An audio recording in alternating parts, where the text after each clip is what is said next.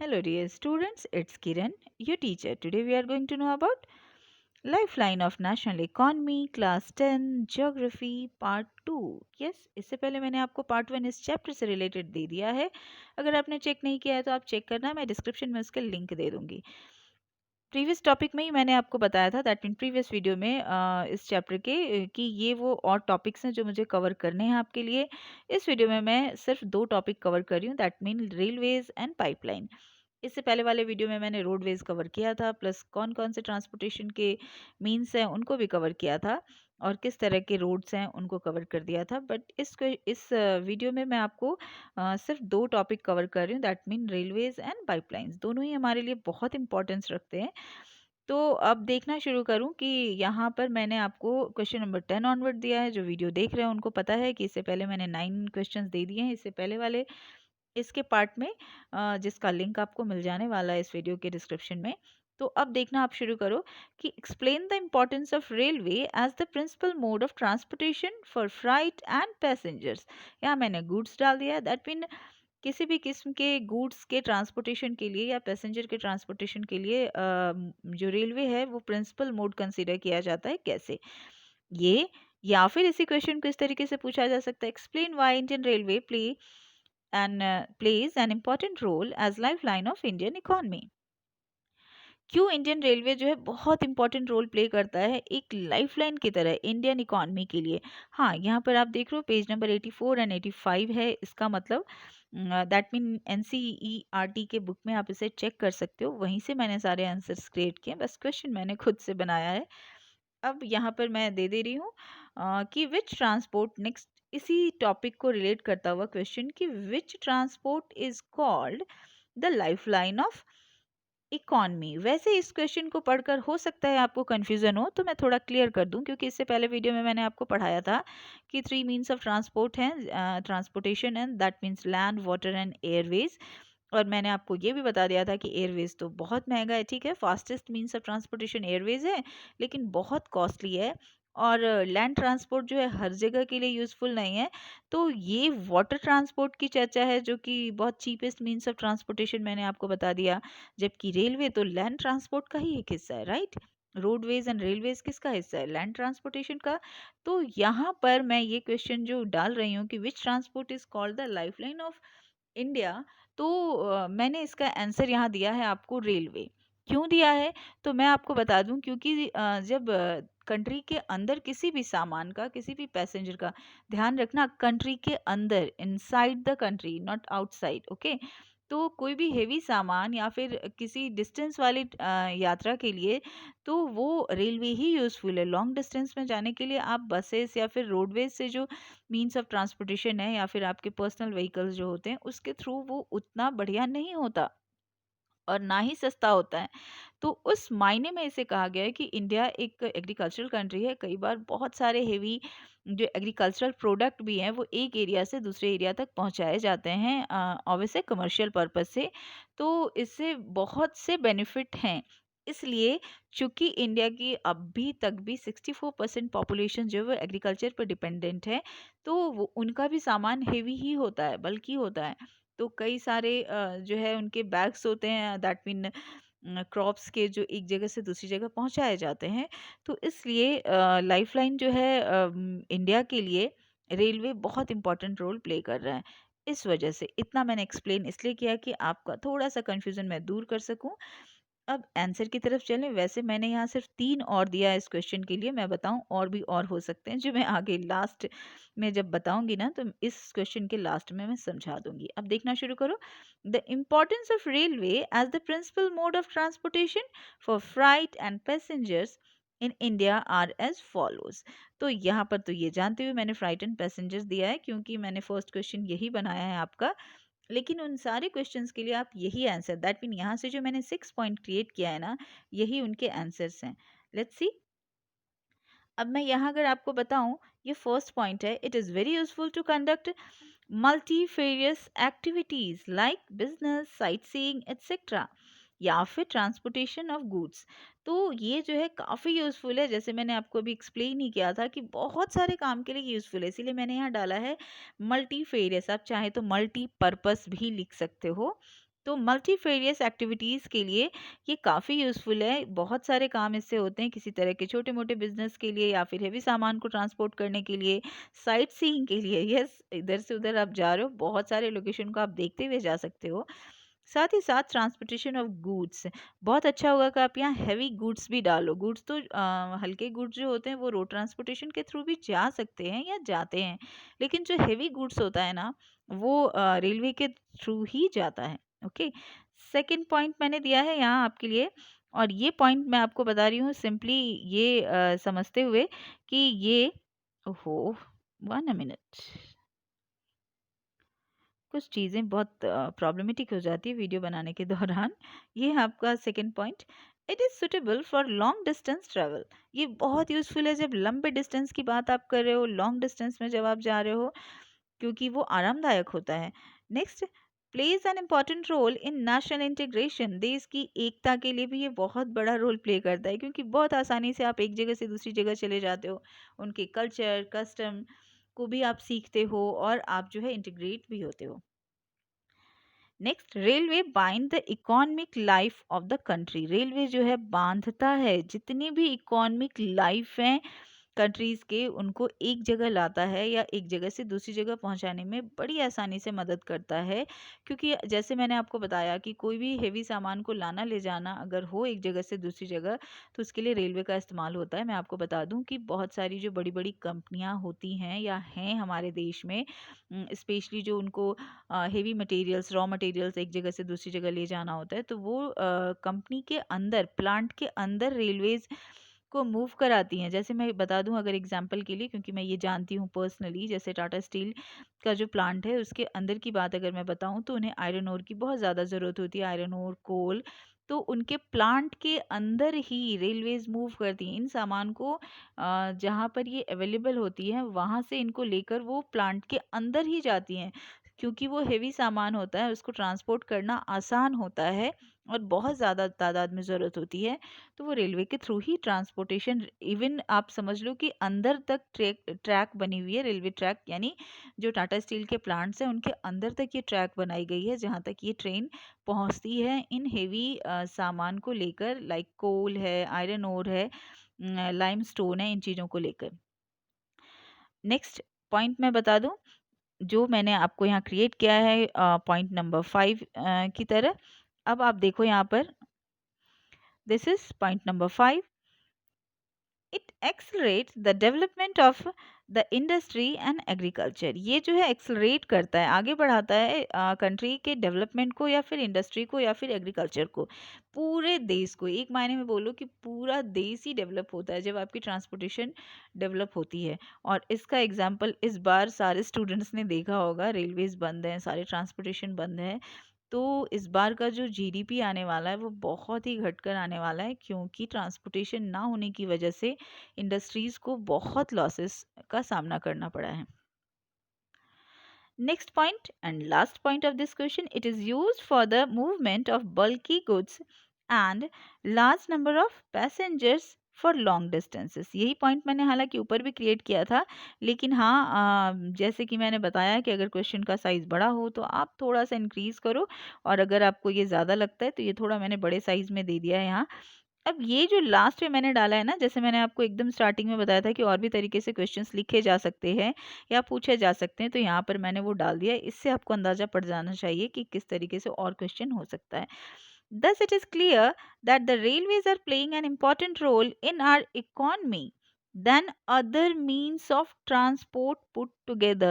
जैसे मैंने ऊपर क्वेश्चन, जैसे मैंने बताया था ना कि कौन सा ट्रांसपोर्टेशन सबसे ज़्यादा यूजफुल है, कौन से ट्रांसपोर्टेशन को आप इंडिया के लिए लाइफलाइन कंसीडर करोगे, तो मैंने आपको जैसे स्टार्टिंग में ही बताया कि रेलवे जो है सबसे इम्पोर्टेंट रोल प्ले करता है, क्योंकि इंडिया आज भी जो है एग्रीकल्चर कंट्री कंसीडर की जाती है। इनके जो सामान है उनको एक जगह से दूसरी जगह लाने ले जाने में ये यूज़फुल होता है। और अभी मैंने एग्जांपल तो बताया ही कि जितनी भी बड़ी कंपनियां इंडिया में है वो हेवी मटेरियल्स को लाने ले जाने के लिए ट्रेन का ही इस्तेमाल करती है कंट्री के अंदर।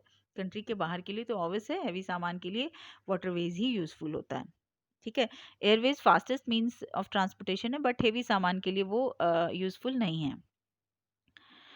अब नेक्स्ट मैं आगे लेकर चलूँ, इससे पहले मैंने यहाँ पर आपको एक नोट क्रिएट कर दिया था, वो मैं आपको दिखा देती हूँ सो दैट कि ये है नोट नंबर 3। अ, इसका मतलब ये है कि मैंने नोट 2 तक आपको मैंने दे दिया है, ये नोट 3 से मैं यहाँ पर आपको बताने जा रही हूँ। ये एक्चुअली जो मैंने नोट नंबर 3 बनाया है, ये मैंने कई बार 1 मार्क्स के क्वेश्चन में देखा है, इसलिए मैंने इसे बना दिया। ये आपके बुक के पेज नंबर 84 पे एकदम नीचे, एकदम आप देखोगे ना तो वहाँ आपको दिख जाने वाला है कि पहली रेलवे जो है, ये फिर मेरी जो है टाइपिंग मिस्टेक है, इसे मैं हटा रही हूँ। फर्स्ट इंडियन जो है इंडिया की जो रेलवे रही है, वो जो है वो train steamed off from Mumbai to Thane, यानी फर्स्ट रेलवे जो रही है वो सिंपली ट्रेन चली है थाने से मुंबई टू थाने के लिए, जो कि 1853 में चली थी, और इसने लगभग 34 किलोमीटर डिस्टेंस को कवर किया था। आप देख रहे हो question number 11, that means video का क्वेश्चन नंबर 2, और ये आप देखना शुरू करो। How many types of railway gauges used in India. कई जगह आप इसे गेज भी पढ़ते हो। तो ये जो है पेज नंबर 85 से मैंने दिया है, ऑब्वियसली रेलवे के लिए यूज़फुल है, और बहुत अच्छा होगा कि आप वहाँ पर एक जो है वो डेटा जो है चार्ट के फॉर्म में दिया गया है, टेबलर फॉर्म में, तो आप उसे भी देख सकते हो। वैसे मैं बता दूं, कभी उसके डेटा अब तक तो नहीं आए, लेकिन हाँ किस तरह के रेलवे गॉजेस हैं वो ज़रूर पूछे गए हैं। तो मैं आपको बता दूं, वैसे आपकी बुक में 3 ही हैं, लेकिन मैंने यहाँ 4 दे दिया है, और क्यों दिया है वो मैं बता दूं ताकि आपको पता हो। ये स्टैंडर्ड गेज या गॉज की जो चर्चा है वो आपकी बुक में अभी नहीं दी गई है। ऑब्वियस है कि ये आगे की चीज़ें होंगी जो आपको नहीं दिया गया है, लेकिन मैं सिर्फ बताने के लिए बता रही हूँ यहाँ पर, क्योंकि अगर क्लासरूम में मैं ये पढ़ा रही होती चैप्टर तो मैं वहाँ बताती हूँ। सो यहाँ पर मैं आपको बता रही हूँ, ये 4 टाइप्स ऑफ हैं, और ये 4 टाइप्स ऑफ रेलवे गॉजेस जो हैं कौन-कौन से हैं, तो ये है फर्स्ट ब्रॉड गेज या गॉज, मीटर गेज या गॉज, नैरो गेज या गॉज, और लास्टली स्टैंडर्ड गेज या गॉज। तो ये जो स्टैंडर्ड गेज है वो एक्चुअली दिल्ली मेट्रो में इस्तेमाल होने वाली है, और वैसे तो ये आपको अभी नहीं दिया गया है, या फिर अभी जो आपकी बुक है आपके पास, इनफैक्ट मेरे पास जो बुक मुझे अवेलेबल है इसमें तो नहीं बताया गया, और इसीलिए मैं ये आपको ज़्यादा फोर्सफुली नहीं बताना चाह रही हूँ, लेकिन हाँ बता दिया, हो सकता है कभी आप जानो तो आपको लगे कि ये चीज़ भी होता है। तो ये 3 तरह के होते हैं, यहाँ पर मैंने 4 दिया है, क्योंकि टोटली 4 तरह के ही होते हैं, बट बुक में आपके 3 ही तरह के गेज के बारे में बात की गई है। तो ये गेज है क्या? तो इसे मैं देखती हूँ, मैं एक फ़ोटोग्राफ आपको दिखा देती हूँ।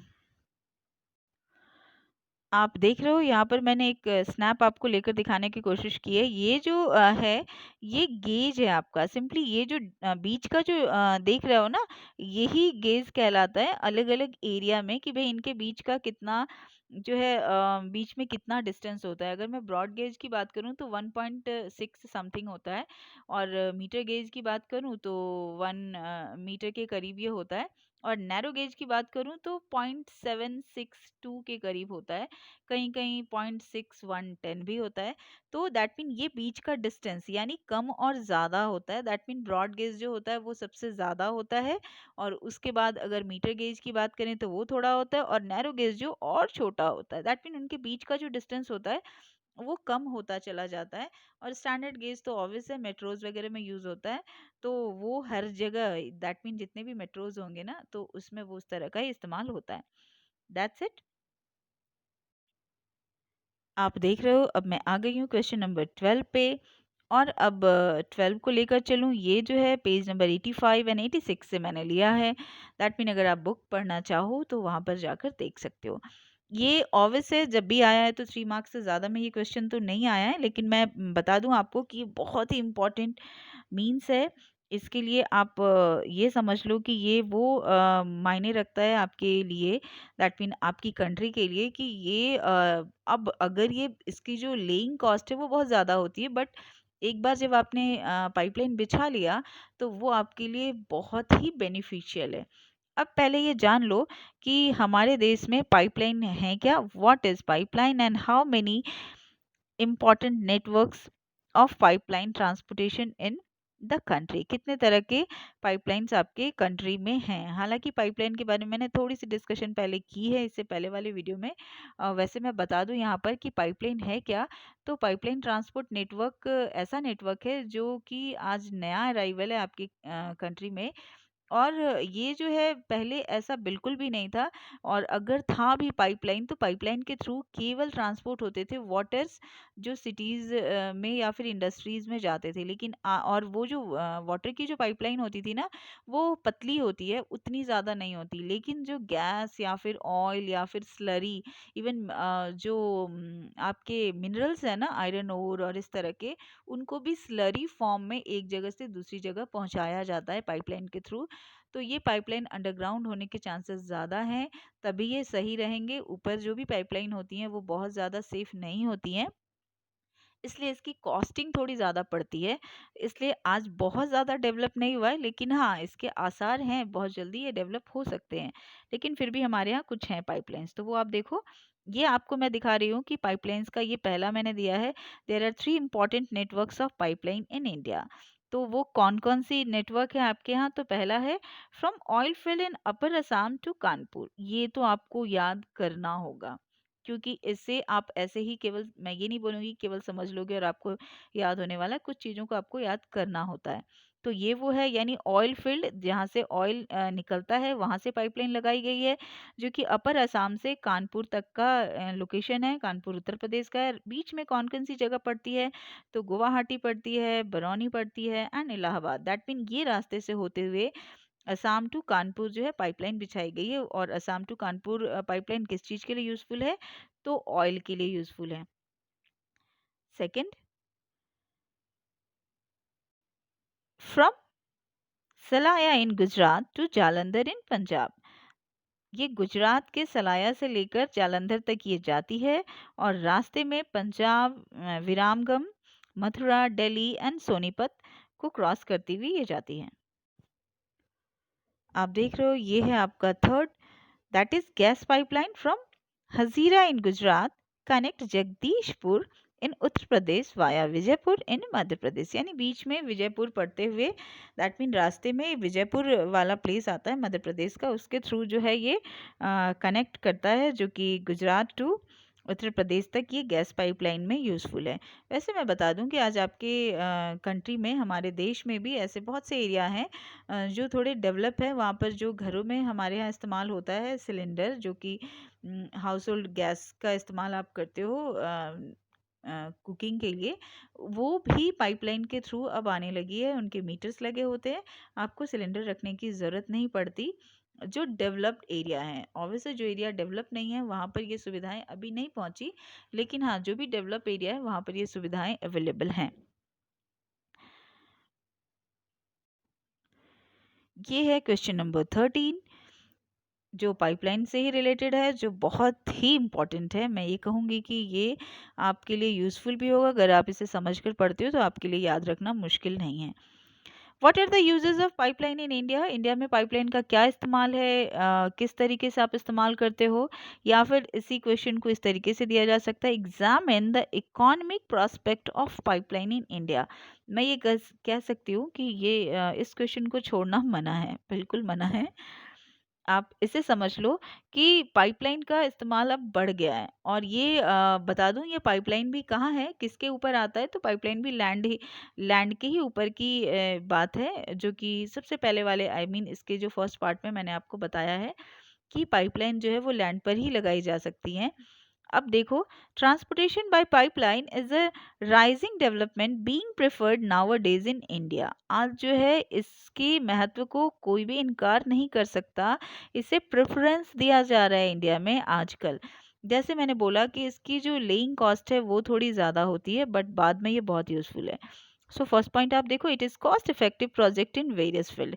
ये जो मैंने आपको दिया है cost effective project in various field, that mean ये कॉस्ट को कट करता है। फिर मैं यहाँ रिमाइंड कर दूं कि शुरुआती कॉस्ट ज़्यादा होती है, इनिशियल कॉस्टिंग ज़्यादा होती है, क्योंकि अच्छे क्वालिटी की आप पाइप मंगवाते हो, फिर उसको जो है प्लेस करते हो, तो उसकी जो कॉस्टिंग होती है वो स्किल्ड जो है पर्सन ही ये सारे वर्क करते हैं, तो इसकी कॉस्टिंग शुरुआती वाली ज़्यादा हो जाती है, लेकिन बाद में ये बहुत बेनिफिशियल होता है लॉन्ग टर्म में। नेक्स्ट पॉइंट है, pipeline are most convenient, efficient and economical mode of transporting liquid like petroleum product, natural gas, water, milk। और ये जो है लिक्विड प्रोडक्ट के लिए तो बहुत पहले से ही कन्वीनियंट था, एफिशिएंट था, इकोनॉमिकल मोड था, लेकिन अब तो सॉलिड के लिए भी यूजफुल है। आप देखो, अब यहाँ आप देख रहे हो कि किस चीज़ के लिए यूज़फुल है। जैसे मैंने बोला कि वाटर और मिल्क के लिए और लिक्विड प्रोडक्ट के लिए तो यूज़फुल है ही, बट सॉलिड के लिए, even solid can also be transported through pipelines after converting them into slurry. As I told you कि आयरन ओर जो है वो भी पाइपलाइन के थ्रू ट्रांसपोर्ट होने लगे हैं हमारे देश में भी।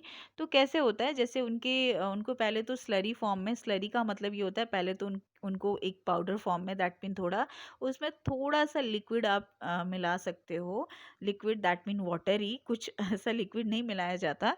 और उसके बाद पाइप के थ्रू उसे एक लोकेशन से दूसरे लोकेशन तक सेंड कर दिया जाता है। ऑब्वियसली मोटर वगैरह का इस्तेमाल किया जाता है, और पाइपलाइन जो बिछाई जाती है वो वैसे ही बिछाई जाती है जिससे कि थोड़ी सी स्लोपी पोजीशन से, दैट मीन कि बहुत स्किल्ड पर्सन ही ये काम करते हैं। हर कोई जो है पाइपलाइन नहीं बना सकता, दैट मीन जो इसमें इस्तेमाल होने वाले जो वर्कर्स होते हैं वो काफ़ी स्किल्ड होते हैं, तभी वो इसको बना पाते हैं। ये है नोट 4 मैंने दिया है, दैट मीन ये जो नोट मैंने बनाया ये भी 85 से ही लिया है। ये बनाने का कोई ख़ास मोटिव ऐसे मैं समझा सकती हूँ, अलग से ये क्वेश्चन नहीं होता, लेकिन कई बार ये क्वेश्चन में कन्वर्ट हुआ है कि पाइपलाइन जो है वो काफ़ी कॉस्टली है, फिर भी लोग उसका इस्तेमाल करना चाह रहे हैं। फिर भी ये किस चीज़ के लिए मैंने दिया है, क्योंकि फिर मुझे लगा कि अलग से क्वेश्चन ना बनाकर मैं ये नोट ही दे दूं ताकि मैं आपको समझा दूं, और आंसर तो यही होगा जो मैंने अभी आपको ऊपर दिया है। जैसे इसका क्वेश्चन ये बनता है कि पाइपलाइन जो है आजकल बहुत पॉपुलर हो रहा है, जबकि इसकी कॉस्टिंग बहुत ज़्यादा पड़ती है। यस, तो आप इसका आंसर यही लिखोगे, यस ये कॉस्टली है, क्योंकि इनिशियल कॉस्ट इसका बहुत ज़्यादा है। As I gave you, initial cost of laying pipeline is high but subsequent running costs are minimal because it rules out transshipment losses or delay। Starting में आपको लगेगा कि बहुत महंगा है भाई, इससे अच्छा तो कोई ट्रांसपोर्टेशन के थ्रू हम ये कर लें, लेकिन डियर जब ट्रांसपोर्टेशन, कोई भी ट्रांसपोर्टेशन जब आप इस्तेमाल करते हो तो उसके लिए आपको लेबर कॉस्ट बढ़ जाता है, और प्लस जानते हो क्या होता है, एक जगह से दूसरी जगह कोई भी चीज़ ले जानी होती है ना, तो उसमें लॉस होता है। जैसे कुछ गिर गया, कुछ बर्बाद हो गया, कुछ स्पॉइल हो गया, तो वो सारे लॉसेस कम हो जाते हैं। उसके बाद आपको जो आपको लेबर की ज़रूरत होती है वो नहीं होता, टाइम बहुत कम लगता है, तो ये 3 चीज़ घट जाती है। अब मैं यहीं आपको समझा रही हूँ, इसके लिए मैंने कोई क्वेश्चन क्रिएट नहीं किया है, मुझे लगा कि मैं समझा दूँगी और आप समझ जाओगे कि ये कॉस्टली है, लेकिन फिर भी आज बहुत ज़्यादा पॉपुलर हो रहा है। गवर्नमेंट भी बहुत कोशिश कर रही है कि ज़्यादा से ज़्यादा एरिया में इन चीज़ों को शुरू किया जाए। शुरुआती कॉस्ट बहुत लगने वाला है, लेकिन लॉन्ग टर्म में इसके काफ़ी फ़ायदे होंगे। जैसे मैंने बोला, टाइम बच जाएगा, जो लॉसेस होते हैं, that mean wastage, losses in the sense कि वेस्टेज जो होता है प्रोडक्ट का वो ख़त्म हो जाता है। उसके बाद जो है लेबर की रिक्वायरमेंट जो है वो कम हो जाती है। हाँ, फिर बाद में दूसरी प्रॉब्लम होगी कि उस काम में लगे हुए लेबर यानी मैनुअल लेबर की कमी हो जाने की वजह से फिर उनको जॉब में प्रॉब्लम होगी। तो ये तो हम जानते हैं, हर अच्छी चीज़ का कुछ ना कुछ बुरा इफेक्ट तो होता ही है। चलो आज के लिए बस इतना ही। लास्ट में ये 2 टॉपिक बचे हुए हैं जो मैं आपको इसके बाद वाले वीडियो में दे दूंगी, दैट मीन पार्ट 3 बनाकर मैं दे दूंगी। मैंने कोशिश कर ली कि आज का मैं वीडियो जो है वो छोटा ही रखूं। देखो ये बहुत छोटा सा वीडियो बना है, 24 मिनट लगभग। तो चलो bye, have a nice day, take care.